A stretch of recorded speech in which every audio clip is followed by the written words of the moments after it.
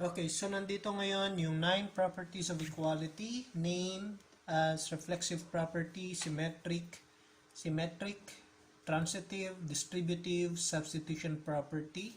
And then ito yung abbreviated naman, ito ay addition property of equality, subtraction property of equality, multiplication property of equality, and division property of equality.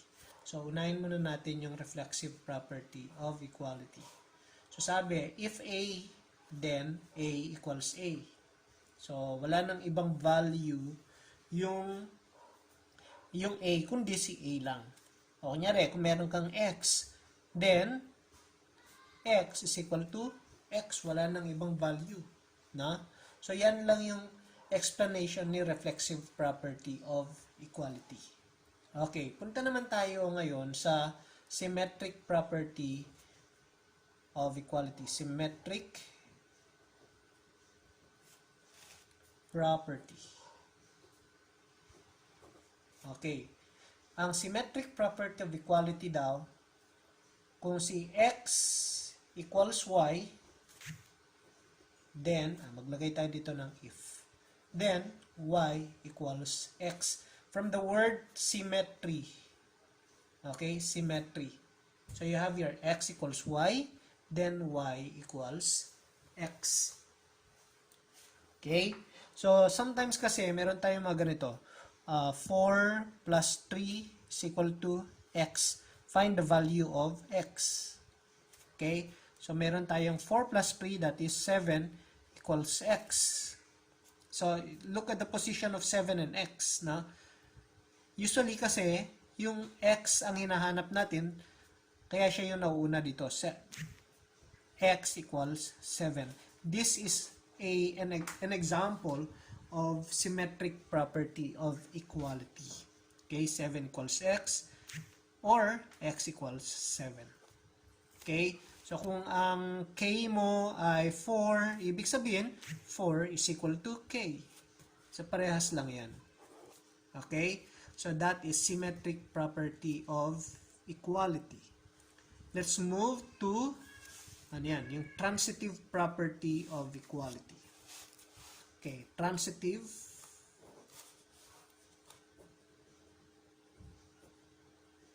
Okay, so if A is equal to B and B is equal to C, then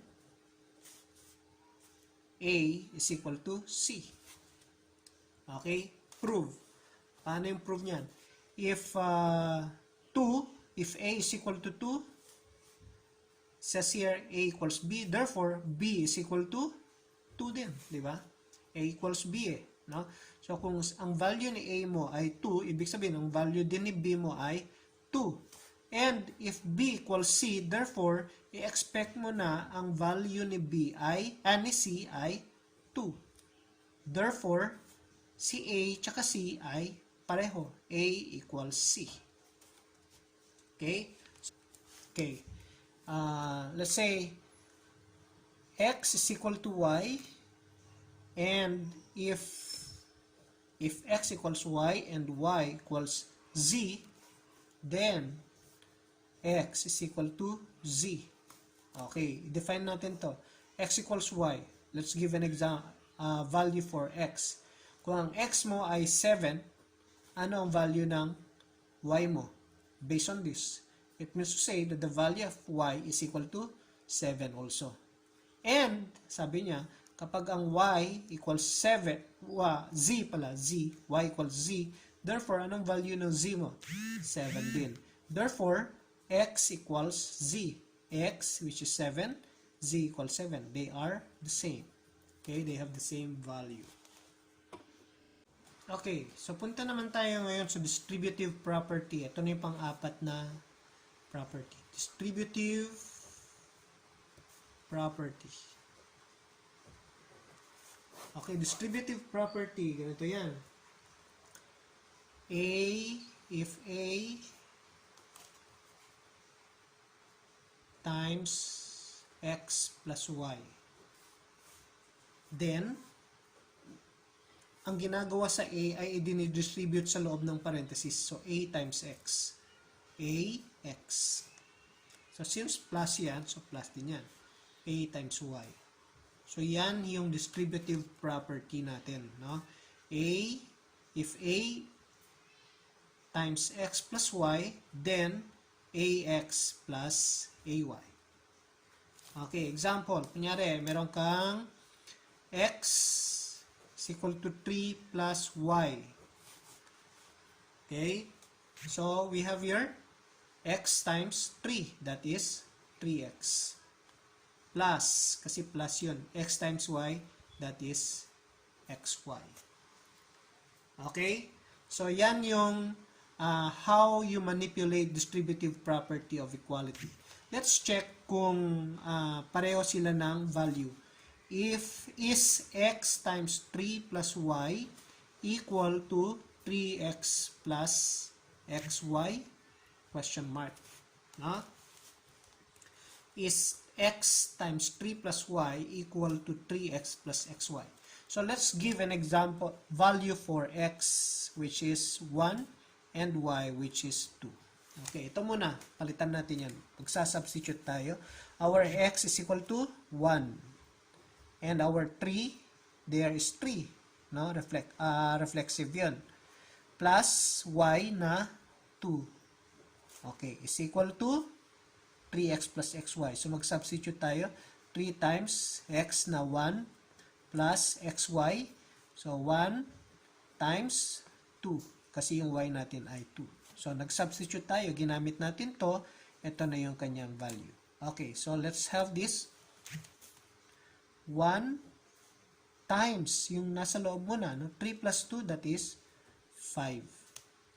Okay, is equal to 3 times 1, 3. Plus 1 times 2, that is 2. 1 times 5, that is 5, is equal to 5. So we have proved that this one is equal to this. Okay, 5 equals 5.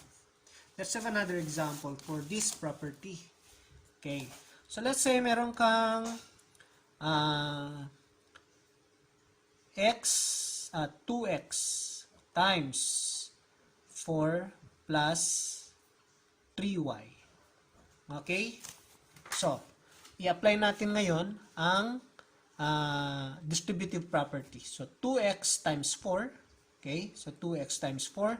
That will give us 8x.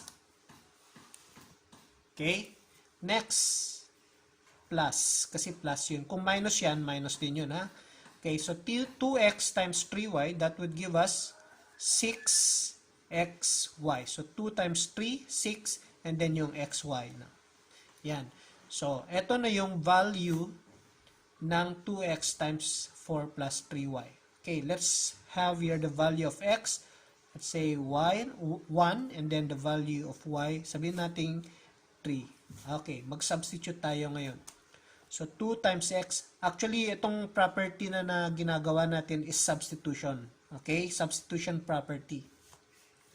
So, 2 times, anong value ng x natin? 1. Okay. So, yung parenthesis na yun.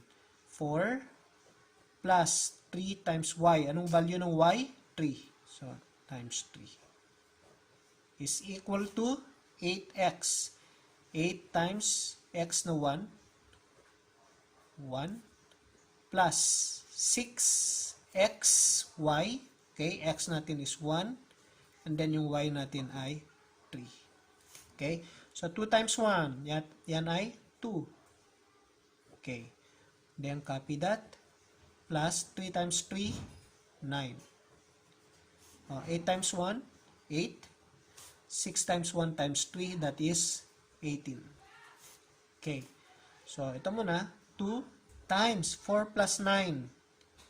4 plus 9, that is 13. Okay? Is equal to 8 plus 18, that is 26. Now, anong napapansin nyo ngayon? 2 times 13 is 26. That is equal to 26. So, therefore, ito ay equal. So, yun yung distributive property of equality. Okay, yung substitution property of equality ay parang yung ginawa natin dito. dito sa part na to. Na meron tayong value ng x at meron tayong value ng y. So, and then nag-substitute tayo. Ibig sabihin, pinapalitan natin yung value ng variable. Okay? So, let's say meron tayong 3x plus 4y. And if x equals 3 and then y is equal to 2, then, okay, so 3 times x, ano yung value ng x? That is 3. Plus 4 times y na 2. So 3 times 3, that is 9. Plus 4 times 2, that is 8. Therefore, 17. So ang concept ng substitution is nagpapalit lang tayo. Okay? So yun yung substitution. Next is APE, SPE, tapos MPE, tsaka DPE. Ano itong mga to? Addition property of equality, subtraction property of equality, multiplication property of equality, and division property of equality. So, ang addition property of equality, lahat ng yan, ang concept niyan ay kung ano ang ginawa natin sa left side ng equation, dito sa part na to, ganun din ang gagawin mo dito. Kung nag-add ka dito ng number, say 4, you have to add a number here also. Example, A is equal to B. If you're going to add 4 to A, you have to do that also to B. Okay? So, ito yung application niyan. Kung anong dinagdag mo dito, yun yung ilalagay mo dito. Yun din ang idadagdag mo dito. Okay? Plus pala yan. Ganun din kapag subtraction property of equality. Let's say A equals B, therefore A minus C is equal to B minus C. If A is equal to 6, then B is equal to 6 kasi A equals B. So let's say C is equal to 2. Okay. So let's get this one. A minus C is equal to B minus C. Substitution property, A is 6 minus 2.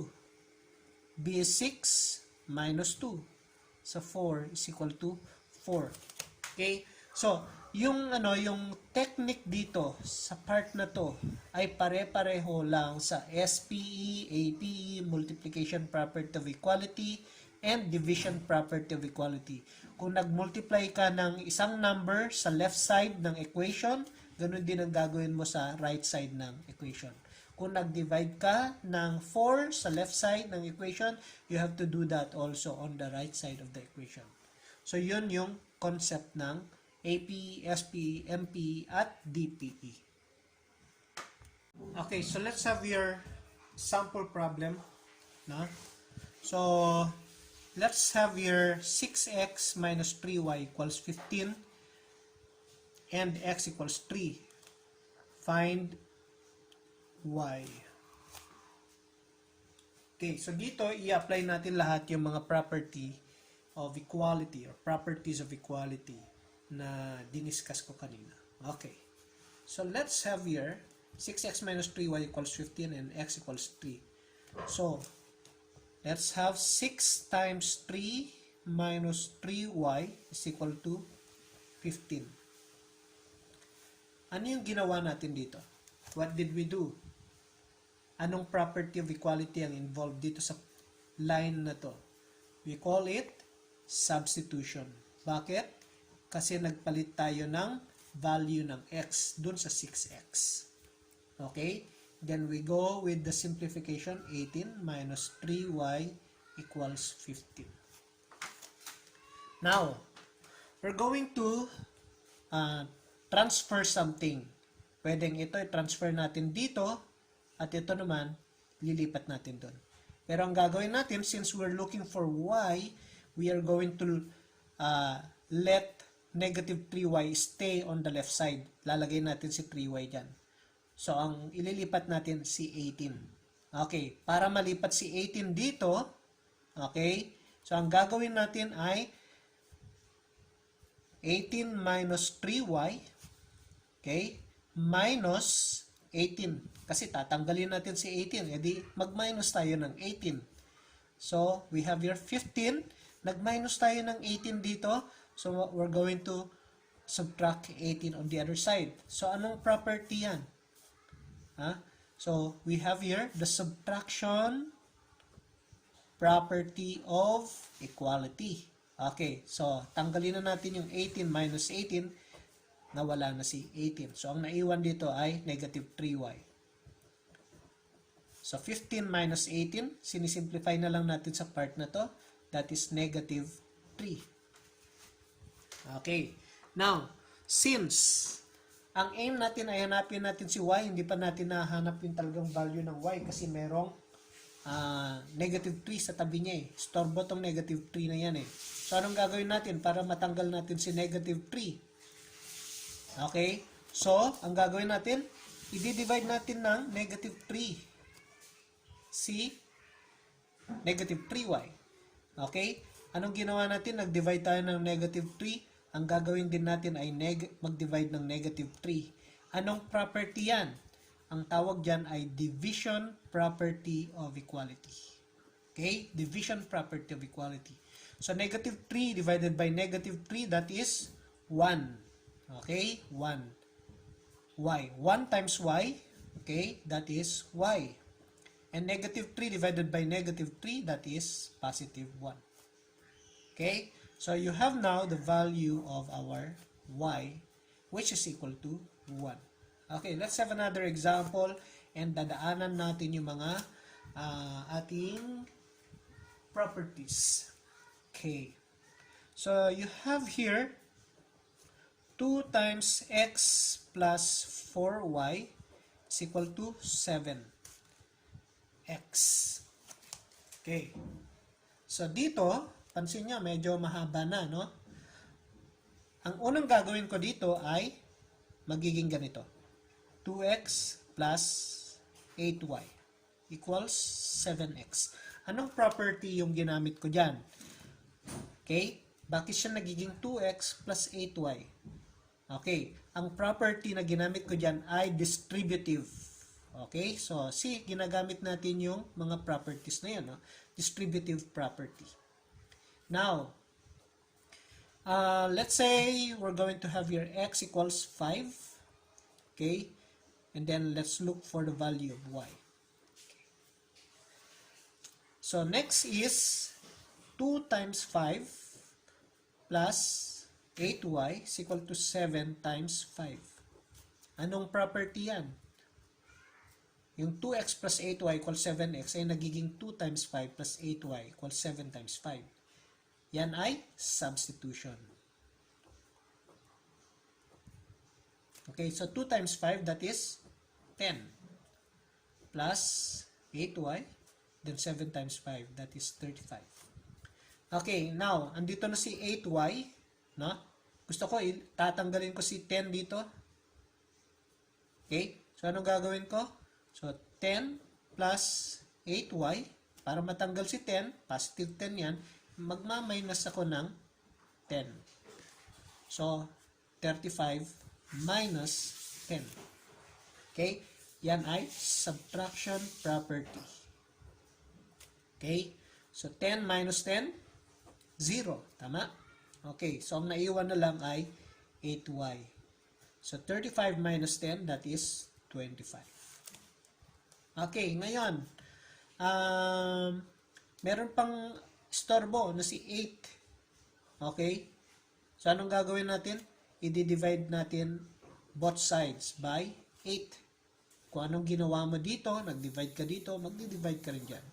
So, 8 divided by 8, that is 1, no? 1 times y. So, y. 25 divided by 8. So, 25 divided by 8. 25 over 8.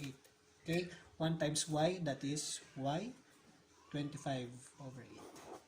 So, meron tayong tatlong properties na involved. Okay, so let's have your sample problem. No?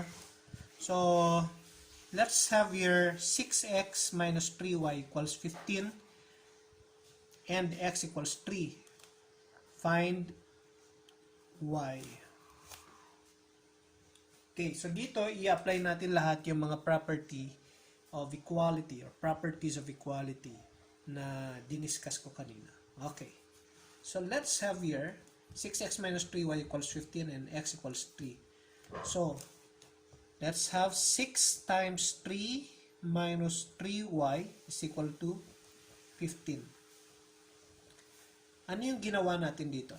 What did we do? Anong property of equality ang involved dito sa line na to? We call it substitution. Bakit? Kasi nagpalit tayo ng value ng x dun sa 6x. Okay? Then we go with the simplification. 18 minus 3y equals 15. Now, we're going to transfer something. Pwedeng ito i-transfer natin dito at ito naman lilipat natin doon. Pero ang gagawin natin, since we're looking for y, we are going to let negative 3y stay on the left side. Lalagay natin si 3y dyan. So, ang ililipat natin si 18. Okay, para malipat si 18 dito, okay, so ang gagawin natin ay 18 minus 3y, okay, minus 18. Kasi tatanggalin natin si 18, edi mag-minus tayo ng 18. So, we have here 15. Nag-minus tayo ng 18 dito. So, we're going to subtract 18 on the other side. So, anong property yan? So, we have here the subtraction property of equality.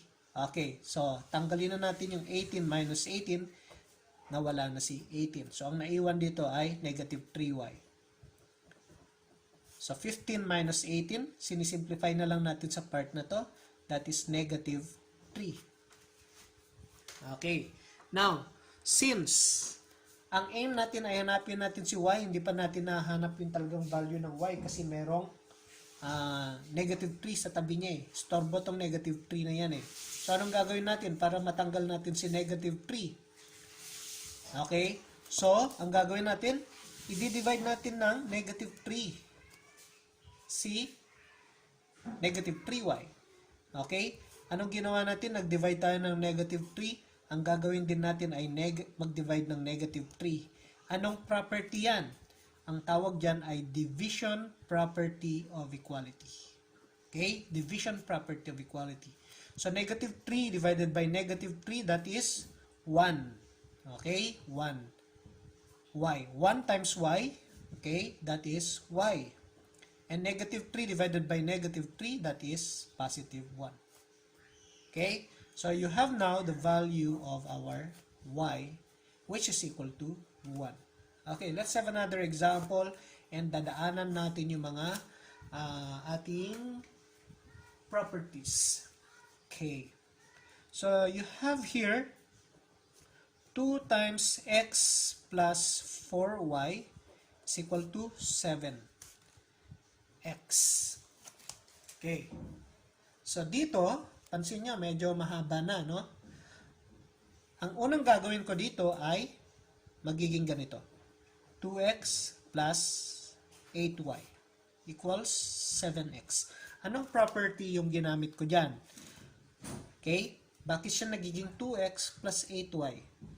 Okay. Ang property na ginamit ko dyan ay distributive.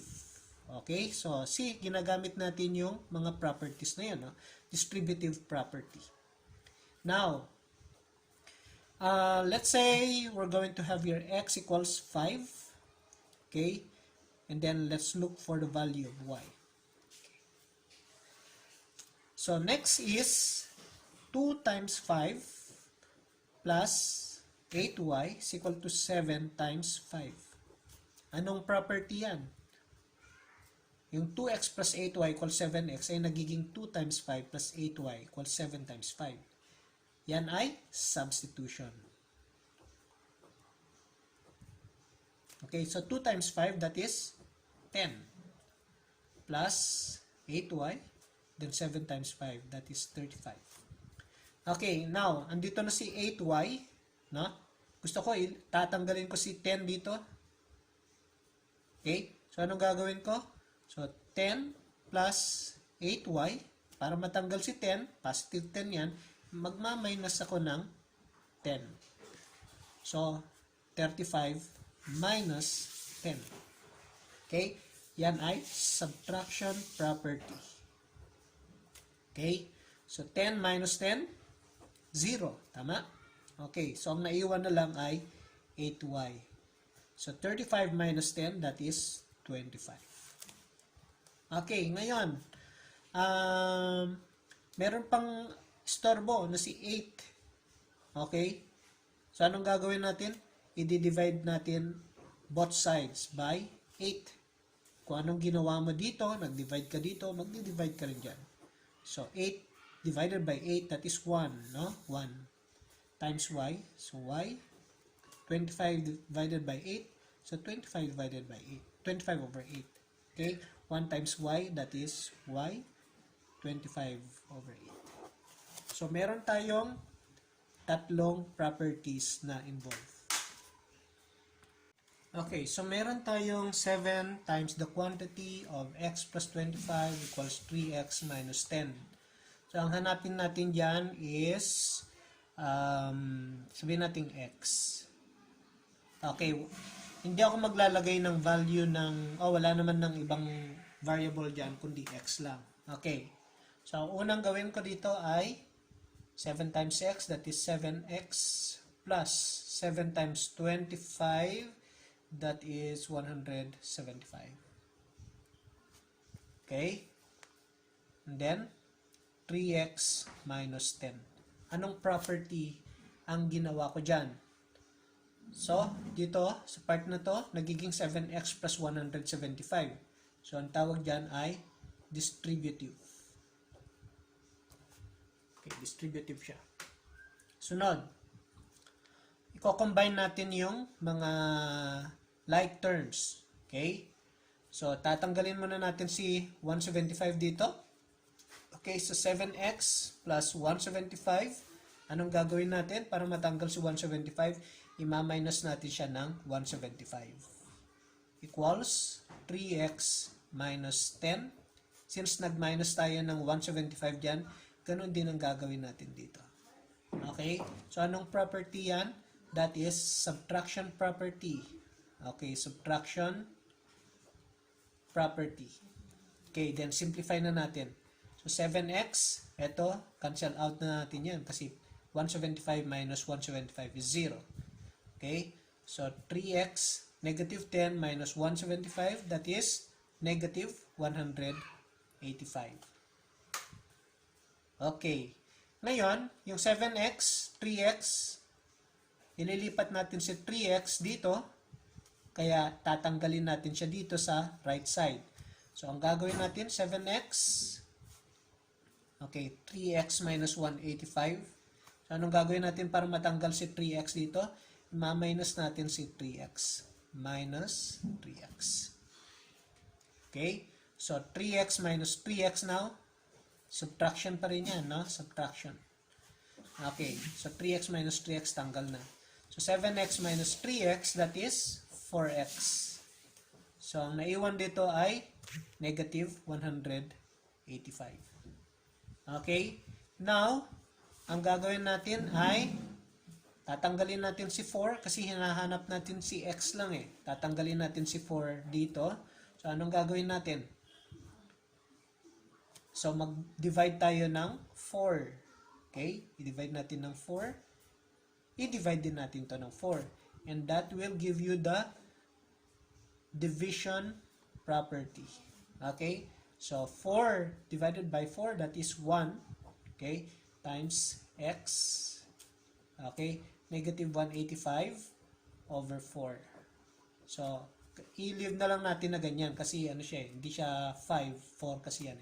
So, 1 times x is equal to negative 185 over 4. So, yan. So, we have here ilan? 4, no? 4 na properties.